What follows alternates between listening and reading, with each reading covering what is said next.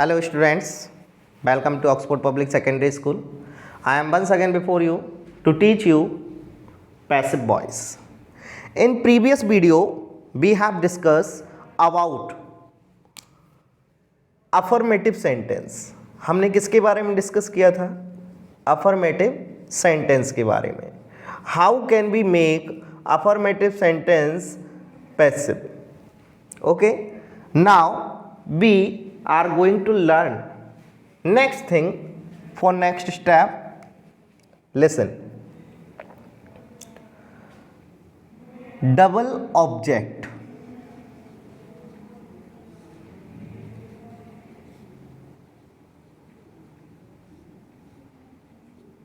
Double objects, it means the sentence which have double object, how to make the passive of that sentence.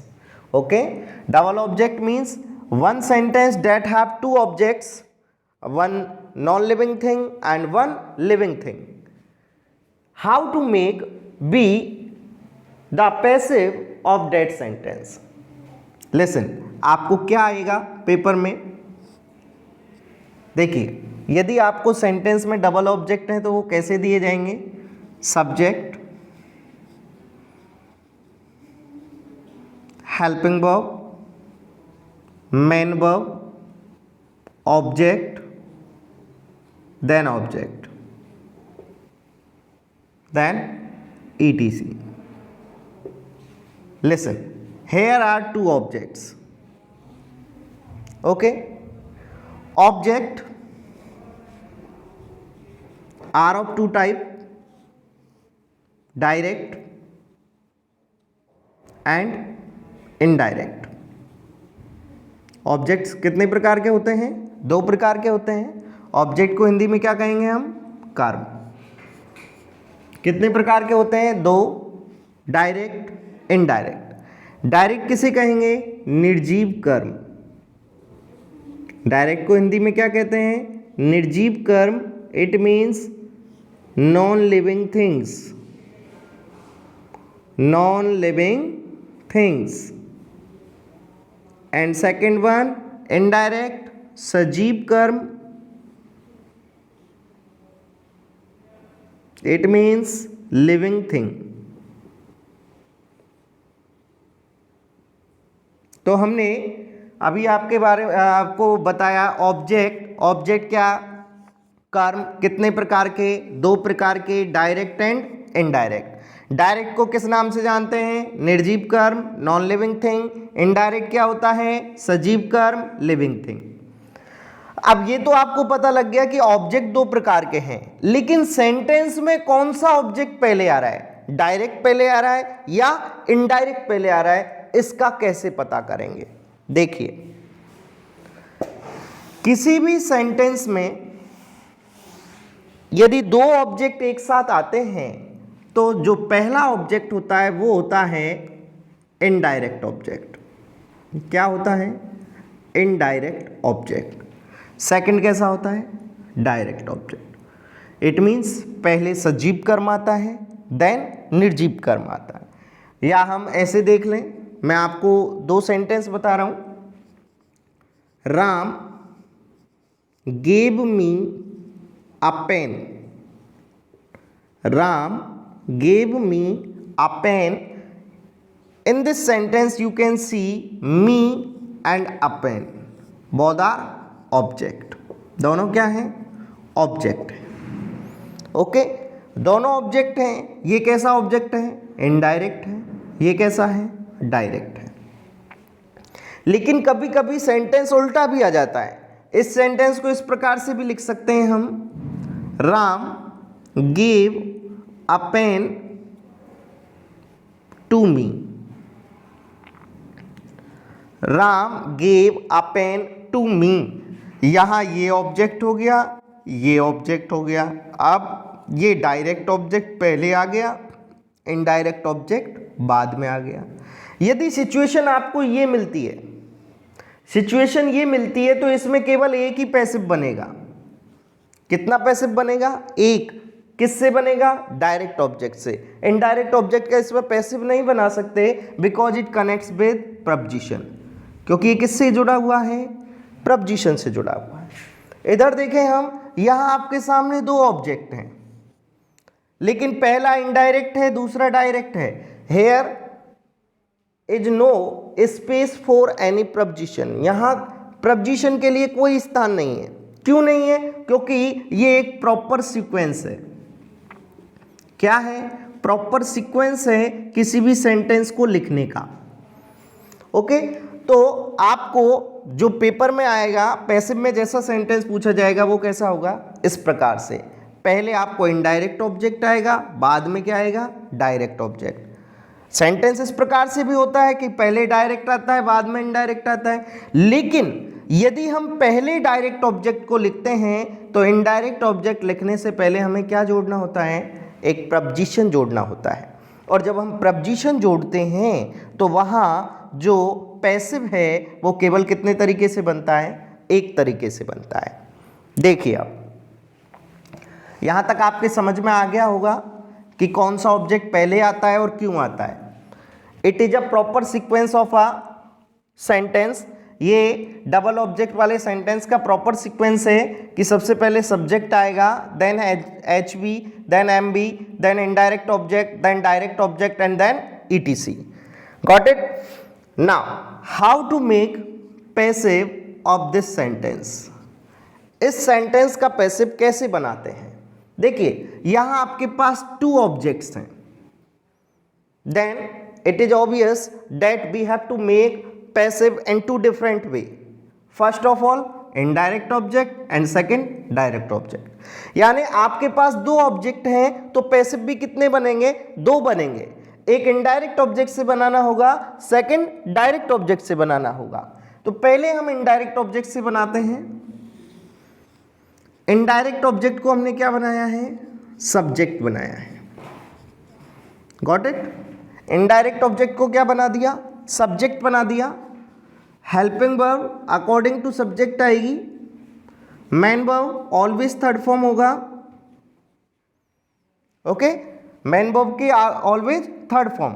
अब क्या है, direct object. Okay, direct object को हम यहां पर direct ही लिखेंगे। There is no space for preposition to add a direct object in a sentence. किसी भी डायरेक्ट ऑब्जेक्ट को सेंटेंस में जोड़ने के लिए किसी भी प्रपोजिशन की आवश्यकता नहीं पड़ती है। यहां क्या लिखेंगे हम, direct object, then ETC, then subject becomes object plus Y। दोबारा देखिए, एक बार फिर से इसको समझ लें, आपको समझने में आसानी होगी। First of all indirect object को हमने क्या बनाया है, सब्जेक्ट बनाया है। किसको, इनडायरेक्ट ऑब्जेक्ट को। According to it helping verb change हो जाएगी, main verb always in third form, direct object as it is आना है, ETC as it is, and subject change into Y plus object. Like here is an example, Ram gave me a pen. Ram gave me a pen.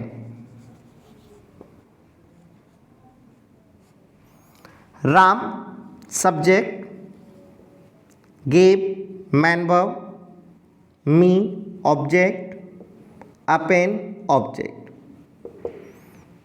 Okay? यहाँ आपको एक sentence structure मिला है, subject है, main verb है, object है, object है। Okay, first of all we have to identify whether the object is direct और इनडायरेक्ट। यहाँ आपको पता है मी, ये क्या है, लिविंग है, इसलिए ये कौन सा ऑब्जेक्ट हो जाएगा, इनडायरेक्ट ऑब्जेक्ट। अ पेन ये नॉन लिविंग है, इसलिए कौन सा हो जाएगा, डायरेक्ट ऑब्जेक्ट। क्लियर हो गया?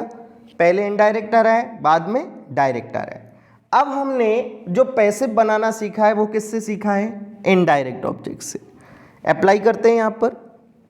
First of all indirect object becomes the subject in passive voice. Indirect object को पैसिव वॉइस में क्या बनाना है, सब्जेक्ट बनाना है। तो मी का सब्जेक्ट क्या होता है? आई। मी ऑब्जेक्टिव रूप है, इसका सब्जेक्टिव रूप क्या होगा? आई। हो गया। यहां क्या आ रहा है? गेव कौन सी फॉर्म है? Second form. M B second form. देखिए यहां पर आप देखेंगे सब्जेक्ट है, एम बी है, क्या नहीं है? एच बी नहीं है। मैंने आपको पैसिव स्टार्ट करते वक्त ही बताया था केवल 2 टेंस ऐसे हुए हैं जिनमें आपको हेल्पिंग वर्ब नहीं मिलेगी, और वो भी अफर्मेटिव सेंटेंस में। वो 2 टेंस कौन से हैं? एक है प्रेजेंट इंडेफिनिट, सेकंड है पास्ट इंडेफिनिट।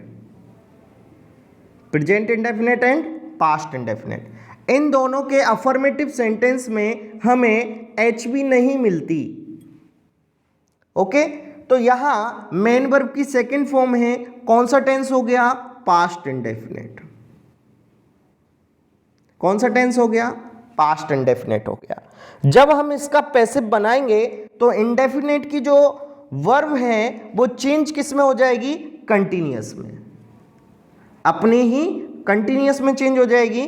तो कंटिन्यूअस की हेल्पिंग वर्ब क्या होती है? Was verb. कंटिन्यूअस की हेल्पिंग वर्ब क्या होती है? Was verb. आई के साथ क्या लगाएंगे? वॉज। क्लियर? आई के साथ क्या लगा दिया? वॉज लगा दिया। मेन वर्ब की थर्ड फॉर्म दोबारा देख लें इसे। मी ऑब्जेक्ट था, इसको क्या बना दिया? सब्जेक्ट बना दिया। यहां मेन वर्ब की सेकंड फॉर्म है, कौन सा टेंस हुआ? Past indefinite. Change into continuous. Indefinite को किस में चेंज किया है? कंटिन्यूअस में चेंज किया है। कंटिन्यूअस में एच भी आती है, कौन कौन सी हैं? वॉज और वर। आई के साथ क्या लगाते हैं? वॉज। गेव की third form given, main verb आ गया। क्लियर हो गया? अब यहां क्या आ रहा है? Direct object. इसे एज इट इज लिखना है। A pen, a pen, as it is आ गया। Ram change into by Ram. Okay, दोबारा देख लो। मी को क्या बनाया है? I object change into subject, main verb second form change into was verb plus M B third, a pen direct object as it is, Ram by Ram. Okay, next thing, अब देखते हैं हम इसका सेकंड पार्ट बनाना। देखिए इसका सेकंड पैसिव कैसे बनता है। ये हो गया आपका first passive, now second passive. अभी हमने किससे बनाया था? इनडायरेक्ट ऑब्जेक्ट से। अब किससे बनाना है? Direct object. तो यहां हम डायरेक्ट ऑब्जेक्ट को क्या बनाएंगे? सब्जेक्ट बनाएंगे। ये सब्जेक्ट किसका बना है? डायरेक्ट ऑब्जेक्ट का। तो यहां मैं आपको हिंट के लिए लिख देता हूं, ये क्या है? डायरेक्ट ऑब्जेक्ट है। हिंट के लिए लिखा है ताकि आपके दिमाग में रहे कि ये ऑब्जेक्ट किसका सब्जेक्ट है। ये जो सब्जेक्ट आ रहा है ये किसका है? इनडायरेक्ट का है या डायरेक्ट का है? क्लियर हो जाएगा कि ये डायरेक्ट ऑब्जेक्ट का सब्जेक्ट है। Then H B, main verb third form, subject हो गया, हेल्पिंग वर्ब हो गई, मेन वर्ब की थर्ड फॉर्म हो गई। अब आपके पास क्या है? Indirect object. अभी हमने एक सेंटेंस देखा था, Ram gave a pen to me. ये एक सेंटेंस देखा था। राम क्या है? सब्जेक्ट है, गेव मेन वर्ब है, अ पेन ऑब्जेक्ट है, टू मी ये भी ऑब्जेक्ट में आ रहा है। आपने देखा ये डायरेक्ट ऑब्जेक्ट दिया हुआ है, इसके बाद इनडायरेक्ट ऑब्जेक्ट आ रहा है, लेकिन डायरेक्ट से इनडायरेक्ट ऑब्जेक्ट को जोड़ने के लिए हमने किसकी आवश्यकता ली है? प्रपोजिशन को काम में लिया है। तो यहां भी आपको क्या लगाना होगा? प्रपोजिशन का यूज करना होगा। इनडायरेक्ट ऑब्जेक्ट को जोड़ने के लिए आपको क्या लगाना होगा? प्रपोजिशन लगाना होगा। और ध्यान रखना, इनडायरेक्ट ऑब्जेक्ट को जब आप जोड़ेंगे चाहे कोई सा भी इनडायरेक्ट ऑब्जेक्ट हो, आपको हमेशा या तो टू का प्रयोग करना है या फिर किसका प्रयोग करना है, फोर प्रपोजिशन का प्रयोग करना है। या तो आप क्या लगाएंगे, टू लगाएंगे या फिर क्या लगाएंगे, फोर लगाएंगे। क्लियर है, टू या फोर इनडायरेक्ट ऑब्जेक्ट आ गया। देन ETC, देन सब्जेक्ट को चेंज कर देंगे वाई ऑब्जेक्ट में। ओके, इस प्रकार से। अब इसी सेंटेंस का हम क्या बनाएंगे, सेकंड पैसिव बनाएंगे। अभी हमने क्या किया, इनडायरेक्ट ऑब्जेक्ट को सब्जेक्ट बना दिया। अब किसको सब्जेक्ट बनाना है, डायरेक्ट ऑब्जेक्ट। तो डायरेक्ट ऑब्जेक्ट क्या है, ए पेन, इसको सब्जेक्ट बनाएंगे। क्या बना, ए पेन हो गया। अब मेन वर्ब की कौन सी फॉर्म है, सेकंड फॉर्म, वही रूल अप्लाई होगा। क्या आ जाएगा, वॉज गिवन। सेकंड फॉर्म है, चेंज करेंगे, past continuous, helping verb was verb, subject singular है इसलिए वॉज, गिव की थर्ड फॉर्म गिवन। अब क्या आ रहा है, मी। क्या आ रहा है, मी। इस इनडायरेक्ट ऑब्जेक्ट को जोड़ने के लिए क्या लगाएंगे, टू या for. To me, a pen was given to me by Ram. हो गया।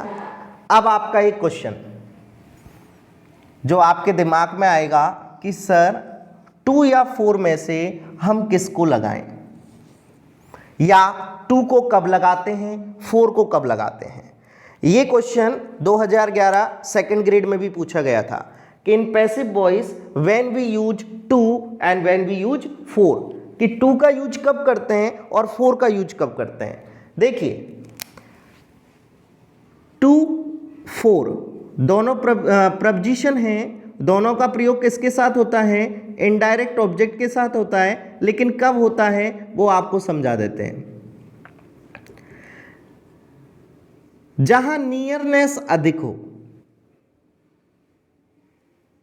क्या हो, नियरनेस अधिक हो, वहां पर हम टू का प्रयोग करते हैं। जहां नियरनेस कम हो वहां हम फोर का प्रयोग करते हैं। दूसरी बात, जहां नियरनेस का मतलब जहां हम स्वयं के बारे में बात करें, किसके बारे में बात करें, स्वयं के बारे में बात करें। स्वयं के बारे से मतलब, या आप सीधा सा समझ लो, मैं आपको बता देता हूं, फर्स्ट पर्सन ऑब्जेक्ट। किसके लिए, first person object. First person में कौन कौन से ऑब्जेक्ट आते हैं आपके, मी और अस। कौन कौन से आते हैं, मी और अस, क्योंकि फर्स्ट पर्सन प्रोनाउन कौन कौन से होते हैं, आई और वी, ये फर्स्ट पर्सन प्रोनाउन है। तो इनका जो ऑब्जेक्ट है क्या, मी और अस, इनके लिए किसका यूज करेंगे आप, टू का यूज करेंगे। से सभी जो भी आपके ऑब्जेक्ट बचते हैं, चाहे वो यू है, हिम है, हर है, देम है, आप इन सभी के साथ किसका यूज करेंगे, फोर का यूज करेंगे। क्लियर हो गई बात। यहां नियरनेस ज्यादा होती है क्योंकि अपने आप से, अपने बारे में कहा जाता है सेल्फ के लिए, तो यहां पर किसके लिए आता है, फर्स्ट पर्सन ऑब्जेक्ट के लिए किसका यूज करते हैं, टू। जैसे राम ने मुझे एक पेन दिया, मुझे अपने बारे में आ रहा है, तो यहां हमने किसका यूज किया, टू। यदि यहां होता हर, किसका यूज होता, हर का। राम ने उसे पेन दिया, इट मीन्स नियरनेस कम हो गई, तो नियरनेस कम होने के लिए हम किसका यूज करेंगे, फोर का यूज करेंगे। तो फर्स्ट पर्सन होने पर हम किसका यूज करेंगे, टू का, और कोई भी पर्सन होगा, सेकंड होगा, थर्ड होगा, तो हम किसका यूज करेंगे, फोर का यूज करेंगे। ओके, आई होप आप सबको समझ में आया होगा। और एक सेंटेंस देखते हैं हम इसके बारे में।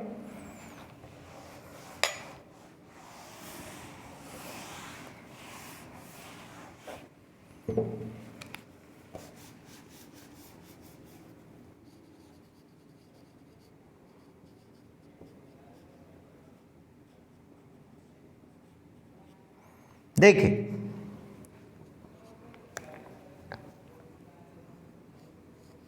दे आर राइटिंग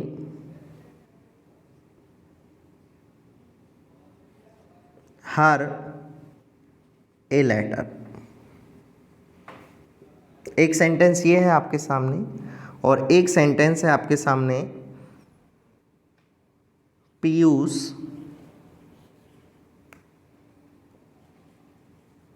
हैज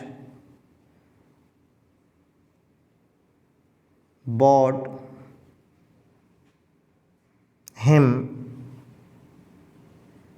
bought क्या, brought ले लो, brought him some fruits। ये आपके सामने 2 सेंटेंसेज हैं, इनका हमें पैसिव बनाना है। कैसे बनाएंगे देखिए। First of all indirect object को और डायरेक्ट ऑब्जेक्ट को, इसको आइडेंटिफाई करना है। कैसे?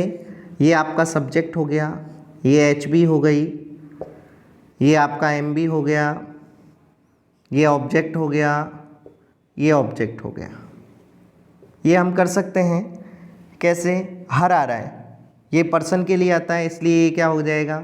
Indirect object. ये लेटर है, नॉन लिविंग थिंग है, इसलिए क्या हो जाएगा? Direct object. तो पहले हर से बनाएंगे। हर का सी, इज एम आर आ रहा है, is being, am being, are being में चेंज करेंगे। इज बीइंग, राइटिंग की third form written, she is being written, direct object को एज इट इज लाएंगे, अ लेटर, और दे को बाई देम में लिखने की आवश्यकता नहीं होती, बिकॉज दे क्या है? अनइम्पॉर्टेंट सब्जेक्ट है, और अनइम्पॉर्टेंट सब्जेक्ट जब होता है तो उसे हम बाई के बाद लिखने की आवश्यकता नहीं होती। क्लियर? अब इसका दूसरा रूप देखेंगे। आ लेटर से बनाएं। A letter, as am are वापस से चेंज करें, इज बीइंग, राइट की थर्ड फॉर्म रिटर्न। ओके, अब यहाँ क्या आ रहा है? हर आ रहा है। कौन सा ऑब्जेक्ट है ये थर्ड पर्सन का। किसका है? थर्ड पर्सन का ऑब्जेक्ट है। क्या यूज मिलेंगे? फोर, हर, और बाई देम लिखने की आवश्यकता नहीं है। तो 2 तरीके से बन गया। इसको भी बनाएंगे। सबसे पहले Piyush subject, has H B, brought M B, him object, some fruits ये भी ऑब्जेक्ट। ये ध्यान रखना, सम को मत समझ लेना। सम कुछ नहीं है, सम फ्रूट्स ये पूरा ऑब्जेक्ट है। ये इनडायरेक्ट ऑब्जेक्ट है, ये डायरेक्ट ऑब्जेक्ट। चेंज करेंगे, पहले हिम से लेके आएंगे। हिम का हो गया ही, यहाँ क्या आ रहा है? Has change into has been, have been, has change into has been, have been, brought some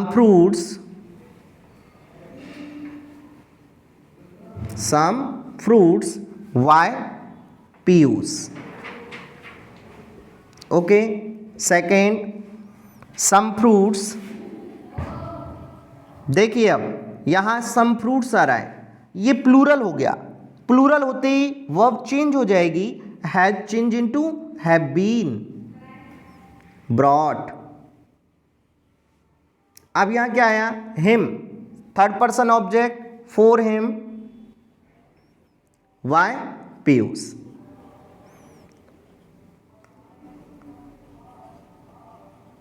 okay students, thus we can make double object sentence passive in this way. इस प्रकार हम डबल ऑब्जेक्ट का क्या बना सकते हैं? Passive बना सकते हैं। आपको पेपर में किसी भी एक तरीके से बनाना है, चाहे इससे बना लो या इससे बना लो, दोनों तरीके से बनाने की आवश्यकता नहीं है। लेकिन मैंने आपको दोनों तरीके सिखाए हैं, आप दोनों तरीके से भी बनाओगे तो भी आपका मार्क्स नहीं कटेगा, इसलिए आपको दोनों तरीके से पैसिव बनाना आना चाहिए। Okay, in next video we will discuss more about passive voice. Till then, stay home, stay safe. Thank you.